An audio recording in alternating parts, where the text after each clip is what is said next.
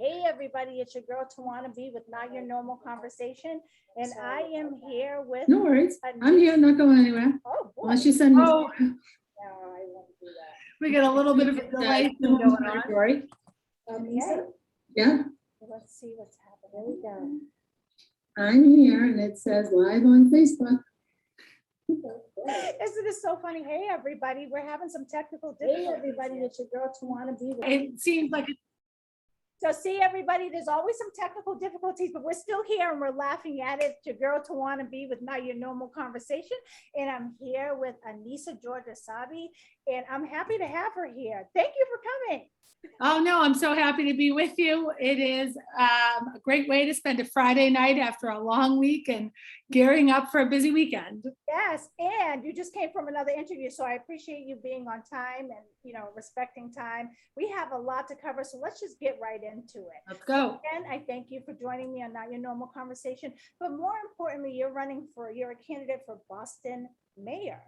And, as a woman, right? And as a woman who is a first generation American. So you said you're Arabic, correct? Well, I'm daughter of immigrants. My dad is from Tunisia. He's an Arab, a Muslim from North Africa.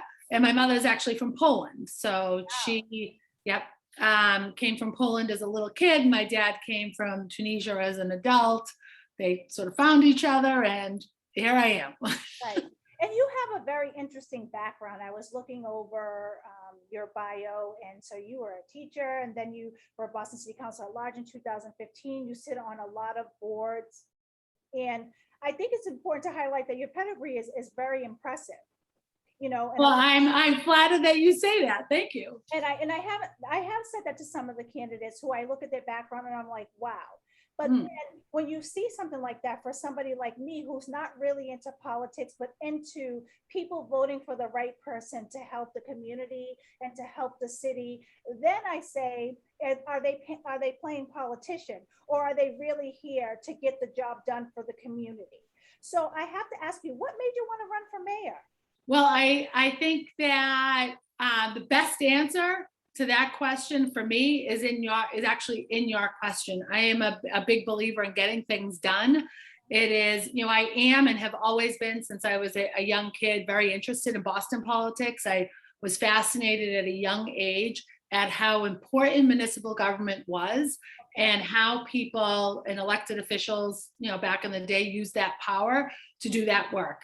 I am very much I'm task oriented, I'm action oriented. I like to make my lists. I like to sort of think about how we're going to achieve whatever our goals are, whatever it is that we're looking to, get done. Right. And for me, government is a place where if we get things done, we really help people, especially at the hyper local level. And I think about my work on the city council. I think about the work I want to do as mayor. Right. That is hyper local. You don't get more local than that. And, it's something that's always been of interest to me. I've been actively engaged most of my life from my high school years, where I found, I think in many ways, my political voice, my political power. And, here I am now, much older than I was when I was in high school, many, many years later, right. Now running for mayor. Right. So as a woman, right, because we know they say this is a man's world, but it's actually very true. You see a lot of times, so we have the acting mayor is Kim Janey, but her seat was given to her because Marty Walsh went on to the White House. He went on to something else. Had that not been the case, she would not be the mayor. How do you feel about being a woman and running for mayor? Well, one thing I'll just sort of adjust that definite or explanation of how Kim Janey became acting mayor. It is certainly because then Mayor Walsh became Secretary Walsh and departed for his post in DC. And then the council president, who is elected by her colleagues, by her peers, to become that council president, one of the things that happens if a mayor departs, that the council president becomes the acting mayor. And so there's a few things that happened that made that so, not simply that Mayor Walsh became Secretary Walsh, but because the city council voted for her to be council president. But it's a fascinating time in our city. Never have we ever had so many highly qualified I'd say wonderful women. I am a Boston City Councilor, as are the other females in this race. Right. And I've gotten to know them and work with them over my 6 years now as a member of the Boston City Council. And, we have certainly different approaches to the work and different expertise and different ways in which we operate. And I'm running for mayor because I believe that I've got all of the right things to offer the city to lead it through what is a difficult time when we think about COVID and the implications of this pandemic on our city. But when I also think about the other work, the rest of the work that has to be done in this city as it relates to education, as it relates to public safety, as it relates to public health, aside from COVID, as it relates to substance use disorder and making sure Bostonians have access to mental health services and so much more. I'm excited about the opportunity to lead this city through that time. Mhm. So I want to speak to you a little bit about your campaign and what it's geared towards. Like, what are you planning to do? Because I know a lot of times people have this campaign, they're saying these are the things that they're going to do, but sometimes that doesn't always happen for whatever reason. Yeah. Barrier there, it can't be done. But what is your campaign geared towards? Well, I think that's what we do sometimes find in campaigns, and lots of what we would refer to as empty promises or slick slogans. Because I'm an at-large city councilor, because today I represent the entire city of Boston, because I've been engaged in this work for 6 years specifically. And then before that, I was engaged in a different way as a classroom teacher in East Boston. I do have a track record of accomplishment. I do have a track record of getting things done and fulfilling the promise of my work in that capacity as an at-large city councilor, representing the entire city, which as mayor, I will continue to represent the entire city, just in a new role, a new capacity, and certainly different levers of power when we think about the authority and the obligations that you have as mayor of the city. I will say over this campaign cycle, I've been very careful to make only certain promises, because we can promise rainbows and unicorns, but there are certain limitations to what can happen in the short term, in the medium term, and in the long term. And that's the way I like to look at my work. There are overarching goals. I want every kid to have access to a high quality school and seat. And how do we get there? Because that's the overarching goal. There are things we can do today, tomorrow, down the road, and long term. And that's how I've approached my work as a city councilor. But the promises I've made have been around getting our city back to business, making sure that our businesses in particular, who have suffered so much over this last year and a half, have the ability to thrive once again, that it's easier to do business with the city and in the city, that we're doing some work around Madison Park Vocational Technical High School. I've made a commitment that within my first 100 days as mayor of this city, we will have a strategic plan around Madison Park. And I've also committed within my first 100 days to reconvene the pilot task force. So it's payment in lieu of taxes, where we're working with nonprofit, large institutions here in the city, our hospitals, our universities and colleges, our cultural institutions. We've got a great deal of work to do, and we need to do it in partnership with them. I'm committed to it, and certainly kicking off my administration with building a cabinet, a team of leaders that are true partners in the work that are empowered and have authority, that are diverse, that are representative of our city, that come with varied experiences to really help me as mayor of the city. Okay, so you speak about the many things that are going on in the city. Do you mind if I share my screen with you? No, not at all. Okay, perfect. I'm going to show you some things. As I said to you before this interview, I actually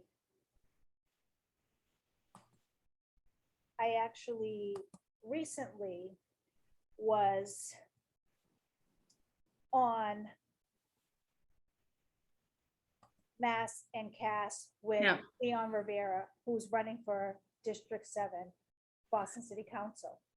Yep, I don't think we want to see your email. Oh, no, I don't want you to see my email. Sorry about that. So I want to show you this picture. I'm sorry. That's fine. So I'm going to show you this some pictures that I took in the state of what is happening down on Mass and Cass as of lately. And I don't know, have you visited Mass and Cass recently or at all?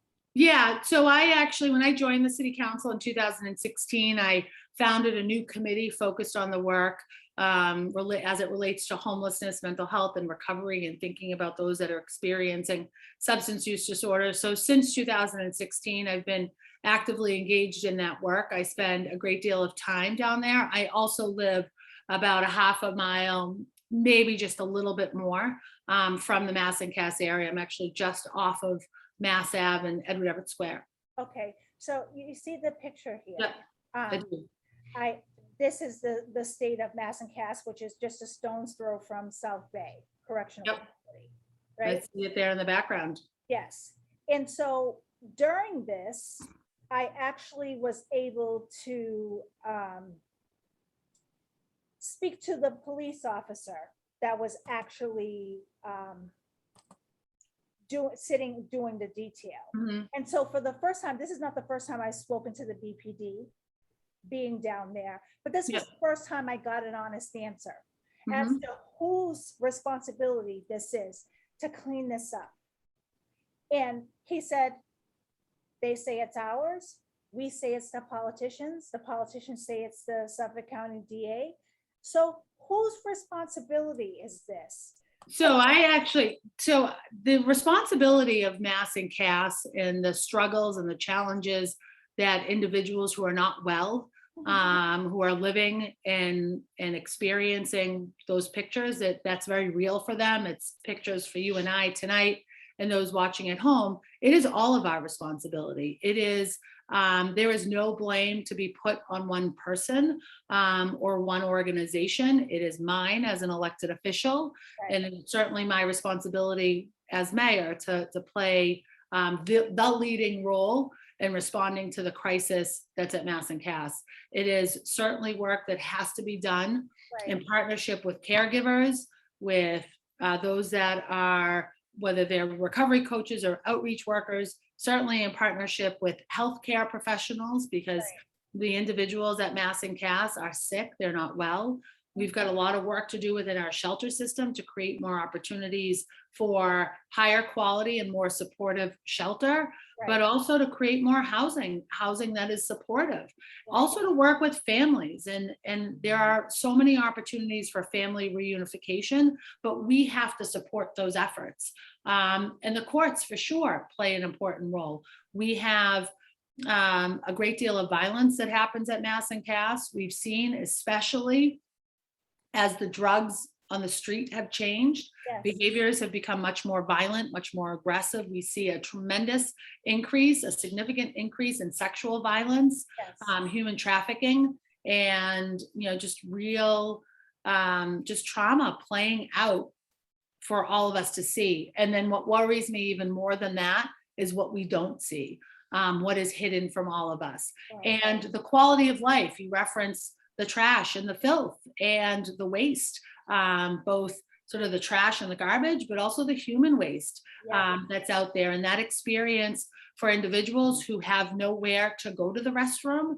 I think about the implications that is for women who are in the midst maybe of a menstrual cycle, how just awful and traumatizing and demoralizing and dehumanizing that entire experience is. Yes. And then also not forgetting the impact it has on those that are living in that area, those that are working in that area, Absolutely. those that are going to school in that area. We talk a lot, and there's a lot of advocacy around the young people who go to school in that area. We've got a lot of work to do, and it's for all of us to do. We need the courts to hold those that are committing crime accountable. We need a healthcare system, a continuum of care that isn't broken, that delivers quality care. We need a system of recovery in place, and we all play an important role in that. And as mayor, I'm going to lead on those issues. Right. When I was down there with Leon, because a lot of times I will go down with him or some Domingos or, Father, Yep. they're all running for Boston City Council at some district. Yeah. And Leon had spoken to a nurse inside of the comfort station. Yeah. And he asked, what would it take to be able to help all of these people? She goes, we don't have enough help. Right. Right. Not enough people to help. So Right. what do we do as a community? We don't have the funds, right? We can't allocate funds to different places. So how do we get? So I actually will disagree with you on that. I've been advocating, especially over the last couple of months, that we as a city utilize some of the ARPA money, the ARP, American Rescue Plan Act money that is coming to this city for some pretty intensive services to be delivered in that area that we are. And I've seen it work in a few other places as a city councilor. I've been involved in this work, and I've both been working with individuals who are on Mass and Cass, those that are delivering services and doing work on Mass and Cass, those that are providing services in other places that receive individuals from Mass and Cass. And again, we all talk about Mass and Cass, but this crisis is playing out across our city in every neighborhood, not to the same level of intensity or the same sort of volume of people, of individuals, but it is existing everywhere else. So when I say Mass and Cass, it's work that we also have to be aggressively participating in Nubian Square and Andrews Square and Downtown Crossing, Boston Common, the North End, in every neighborhood. So I want to just sort of say that out loud so people don't think that I don't realize and recognize it's happening in so many other places. Absolutely. But we've got to saturate that area with outreach workers, with service workers, service providers, because at this moment in time, especially because of COVID, there is all of a sudden some capacity in our detox programs. There is capacity and opportunity to get individuals into longer term recovery programs. And we have to take advantage of this moment in time. We've got the dollars in place. We've got the opportunity in some of these, with some of these programs to get people into services. We do have a problem with some of the workforce in that space because during COVID, many of these programs shut down, reduced their capacity, eliminated a lot of their beds. They also eliminated some of their employees, some of their staff. So we do have to do some work to bring people back into those workplaces and give people the care that they deserve. Detox, 5-7 days at the most, is not, that's such a brief moment in time. It has to be attached to a longer term recovery bed, a longer term recovery program. We have an opportunity at this moment to do that.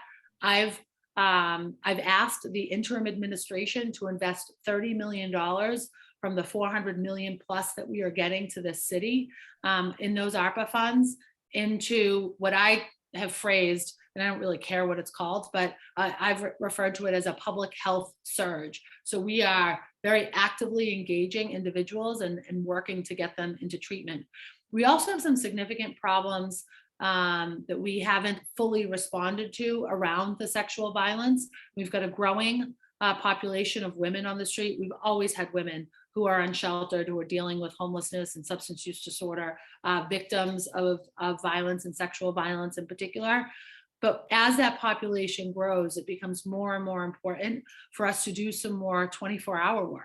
But we also see, some real aggressive and violent behavior on the street in that area that we also have to be prepared to respond to. So it's my suggestion. My math has brought me to a $30 million investment in this work, a period of 30 days, and I don't care if it ends up being 45 or 60 days or 15. If we can get it done in 15, let's do it in 15.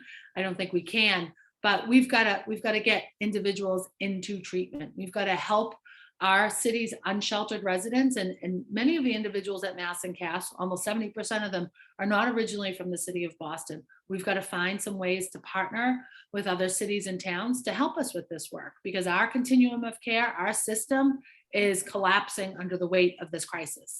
So I have to ask you this question, because as you know, I am formerly incarcerated, but I also have been around a lot of women who are drug addicts. And what do you say? Because I've gotten many phone calls from women that I have been incarcerated with to say, hey, listen, Tawana, can you help me get into this program? Or can you help me find the right resource to get into TSS or whatever it is? And I've had women die on me because these TSSs are saying, we need you to have drugs in your system in order to get into our program. Right. So what do you say to the family of those women who are now deceased because they relapse and they Right. overdose. What do you say to that? Right. No, my initial reaction to that question is, we have to apologize for allowing the system to fail individuals who are seeking treatment, but apologies don't bring back people. We've got to fix the system because it's broken. And,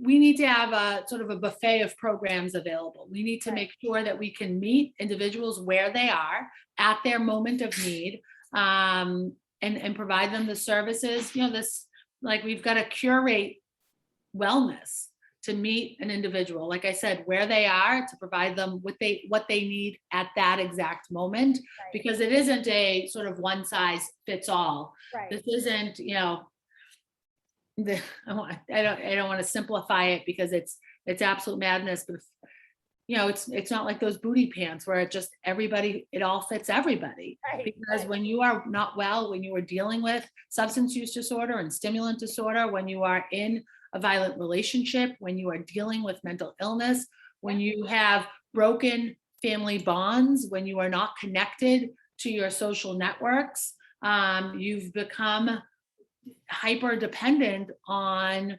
the community that's around you that is also dealing with being homeless and dealing with addiction and dealing with the trauma that comes with and the chaos that you find on the streets. And we've got to be much more aggressive in how we get our work to the people.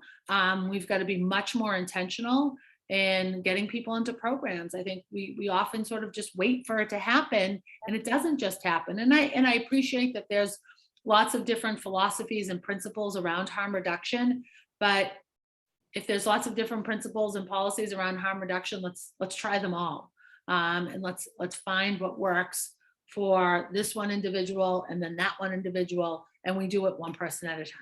And I think that that's the best way to do it, because not everyone is the same, as you said. Yeah.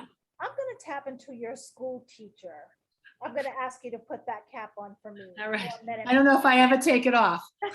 Because education is a big deal. Yeah. And I was just speaking to somebody about this today, and I'm going to speak to this in a way that you may think, oh my God. Well, I just want you to know I'm not angry. I'm passionate about this. I can go to MCI Framingham and get a BU education for free. But out here in the community, I may not be able to get a BU education at all because of the amount of money it costs. Yep. I did some research because I did start BU while I was at MCI, and then I came out to go to further my education. But the one thing that I noticed is that when I did research, I looked at other states. In California, they built 22 prisons, 2 universities since 1985. So for me, I hear that now potentially they're trying to build another jail or prison.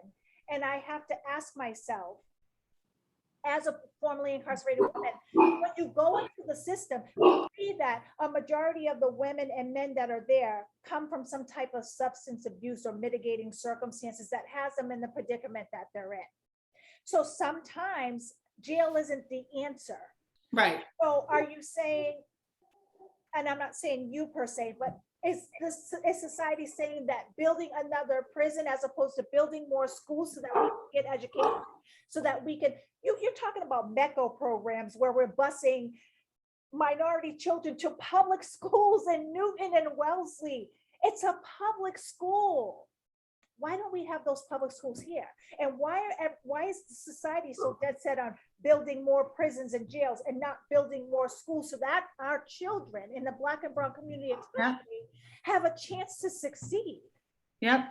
So you've asked a lot in that question, in that commentary. So I want to make sure and stop me if I'm missing one of the points, so I want to respond to all of that because there's a lot there. Okay. First, as a teacher, as a former educator, as someone who spent 13 years in the classroom, I'm a graduate of the Boston Public Schools. My 4 boys are in the Boston Public Schools. I mentioned in sort of my our opening conversation, but I found my political voice as a student at Boston Tech, which is now the O'Brien, here in Boston.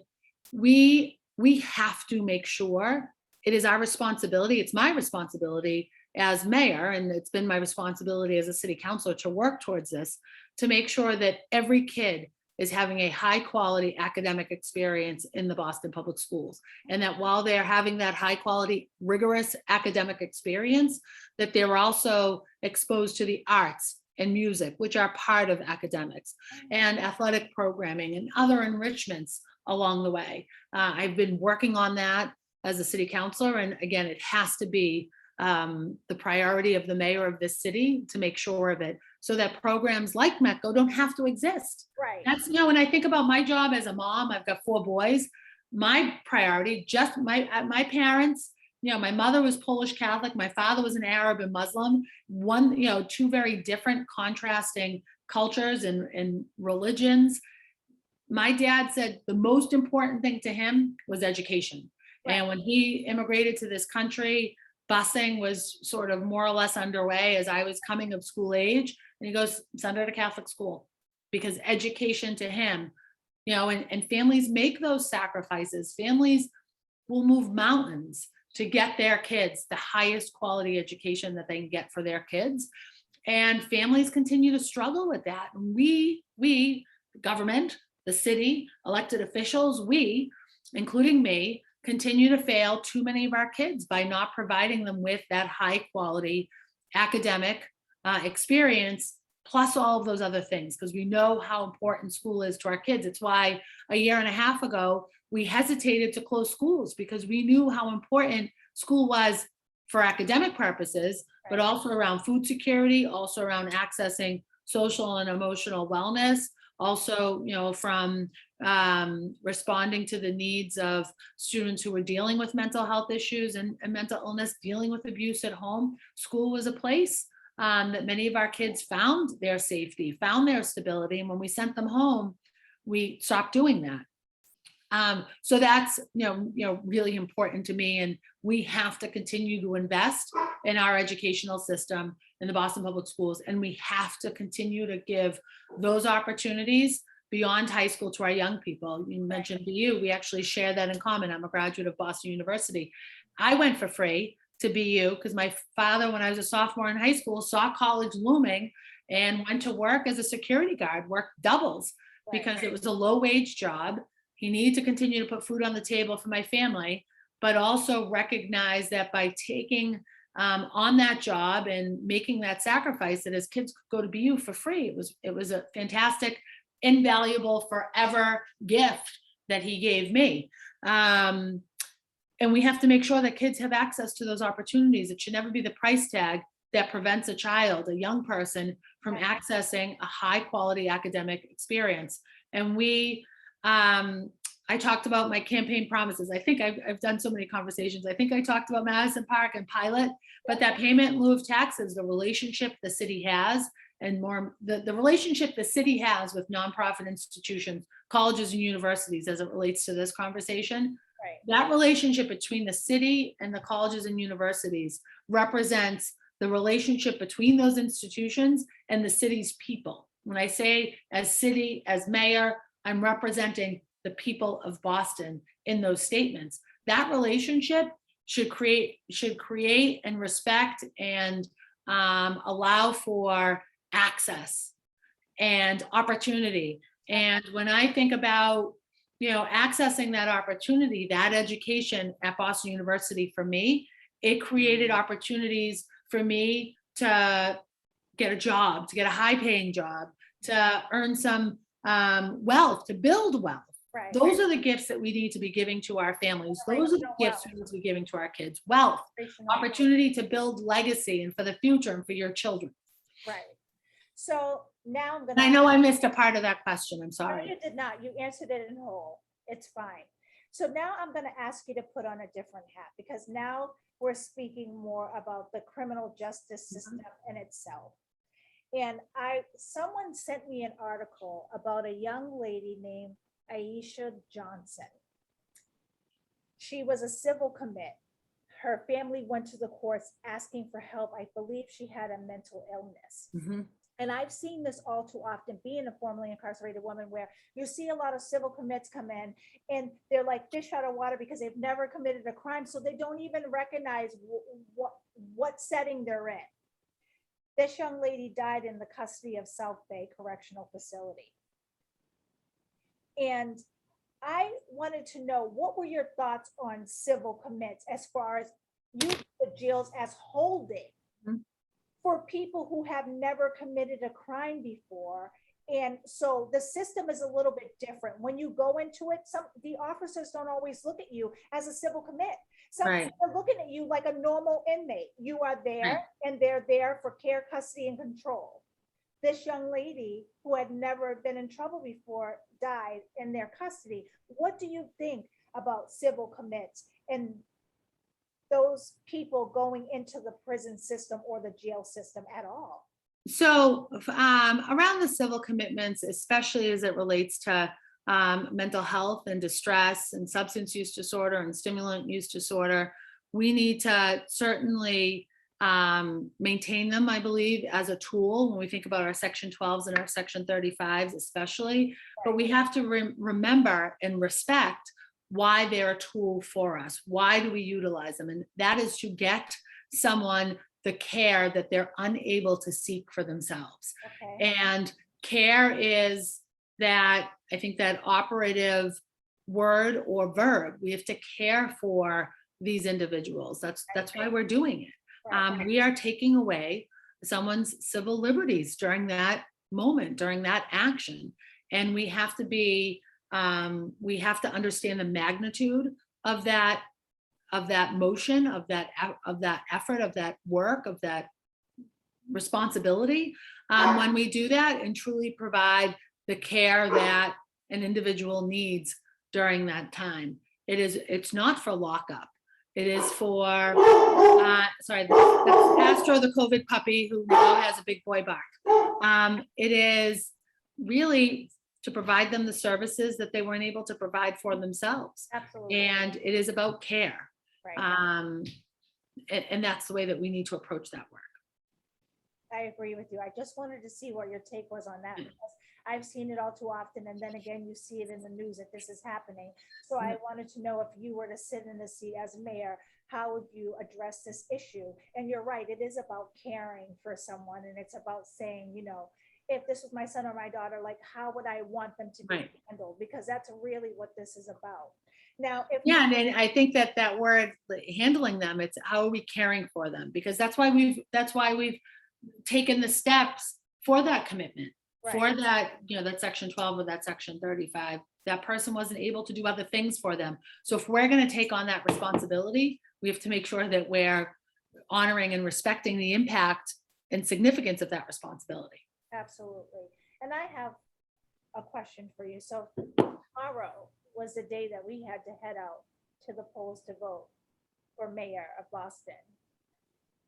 What would be the things that you want us to know about Annissa George Essaibi that would make us think the night before why we should potentially vote for you? Yeah, no, it's a great question. I hope when people go to the polls on September 14th, that their vote for me is a vote that is appreciating the responsiveness I have shown and the level of engagement I've had with every neighborhood in our city in my capacity as an at-large city councilor, my ability to engage our city's residents so that they drive my work, so that they drive my agenda. I hope that they think of that first and foremost. I also hope that they are thinking about, and their vote for me, their support for me in this election is demonstrating how important they think it is or know that it is to have a teacher in this role. When we think about leading the city, especially when education is so incredibly important, that they think about my focus over these last 6 years on some of our most vulnerable residents across our city. When we think about those that are experiencing homelessness, those that are dealing with substance use disorder, those that are facing mental illness and maybe don't have access to appropriate mental health care, that they're also thinking about my efforts around helping every Bostonian access economic opportunity, and that in all of those places and all of that work, that I am very much focused on sort of the overarching goal, those, as we mentioned before, those broad broad brushstroke goals, Right. but also knowing that every single day we've got to make gains. There is room for the small steps and the baby steps and the big long strides as we reach those goals. And that I'm committed to doing that work. I'm committed to doing that work in partnership with the people of Boston, and that I'm committed and will remain committed to making sure that our city's people drive our city's agenda. I'll be mayor, I'll hold, the levers of power, I'll have the fancy pen to sign whatever fancy papers might be on my desk, but every one of those actions, every time I move, first and foremost in my mind is the people of Boston. Because that's important. Like I said to you prior to our interview, sometimes people will play politician, and it's not really about that. I think it's about, I know it's about being transparent as someone who could be sitting in this seat, whether it's governor, mayor, prosecutor, whatever it is. That level of transparency holds a lot of weight to people in the community who already don't trust people in authority. Yep. Yeah, and I think it's also important in a city, especially the size of Boston, and especially, I mean, Boston's the greatest place on earth. It's where I'm, born and raised, and where I hope to be forever, and where I plan to be forever. Right. And so we've got a certain healthy ego about being Bostonians, but I will say that in a city the size of Boston, that the people of Boston should expect to encounter their mayor. They should be able to engage with their mayor. We are not too big or too fancy that you can't have those interactions with your mayor. And I'm very much committed to that. That's why I really do try to show up and be present and do the work in partnership with the city's people. Because, there's, again, I spent 13 years in the classroom. I'm pretty good at my job as a city councilor. I, understand what it's like to have a business, especially during this really difficult time. Right. So I've got certain experiences that give me a certain level of expertise because I've lived those experiences, but I haven't lived them all. And I need people around me to help me in this work, to inform my work as mayor, to share their lived experiences, Right. so that I am doing the best for the people of Boston every day as mayor. What do you think, and this is my last question to you, because I found that this was a barrier that I faced, there's a lot of people who have been incarcerated in Boston. We can be honest about that. Mhm. And a lot of times the recidivism rate doesn't change because we have people who come out with the greatest intentions. Yeah. And then when they get out, doors are slammed in their face, literally, because of their quarry. You've already done the time. Yeah. Now you're out and you're trying to be a And you've productive, paid your debt to society, right? but this quarry will stop a job from hiring you, because although you may have done 5 years and you're on probation, then you have to wait another 10 years before it's removed from. So for me, it seems like the sentence never ends. So is there anything in your campaign, or is there anything in your mind that if you became mayor, that you would sit and take a look at this quarry reform and say, it's time for us to stop sitting on our hands and allowing this to happen for people who honestly want to make a change? Right. And Right. how long should that take, and what does it look like? Yeah, so we've supported through my capacity as an at-large counselor and through my work in my office. We've done a lot of supporting and playing sort of a supporting role in that quarry reform that's happening up at the State House. When I think about my capacity as mayor of the city, where we have a real opportunity to change the experience, to improve that return to community, that welcome home, is through and I think right now it's called the Office of Returning Citizens. And every new mayor renames things and realigns things. So I'm not sure what that office may be called under my administration, but we have to make sure that that Office of Returning Citizens is one that works with individuals from day one of incarceration, because there is an end. So that return, that planning, that effort around reentry needs to start day one of your sentence, and making sure that things like your birth certificate or your driver's license are in that folder already. I mean, Absolutely. yeah, like that whole it's there. Why are we waiting until the end to start looking for that paperwork? We have to do the things around making sure that you have access to mental health care while you are incarcerated, and working towards whether it's family reunification, workforce training, additional education, these new opportunities while you're there, so Right. that as you transition out, there's a plan in place. The planning shouldn't start at the end. The planning should start at the beginning. Yeah. And I think that, through conversations I've had with a number of individuals who have informed my work Right. to date, and have informed some of the planning that we're going through as we reimagine what the Office of Returning Citizens might look like, it has to be more than just sort of this token conversation around, yes, we'll have this one person, maybe two people, a little bit of money, and they'll do the work. Right. When we know there's there needs to be direct contact and affiliation with our Office of Housing Stability, because Right. housing is such a big piece of it, It that is. there has to be an opportunity to be connected to our educational system, because if you've maybe been involved or initiated some efforts around furthering education, that can continue as you return home, and that your papers are in order, so that you can immediately and seamlessly re-engage in those efforts. There has to be representation through our Office of Workforce Development, because and we have to work to end those fees.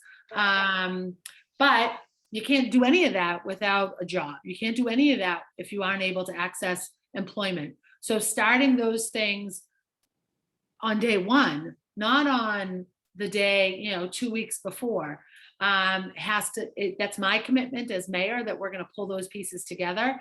And then an office that's focused on that work is including the important components around housing and education and workforce development, and many more, that there are relationships at the state level.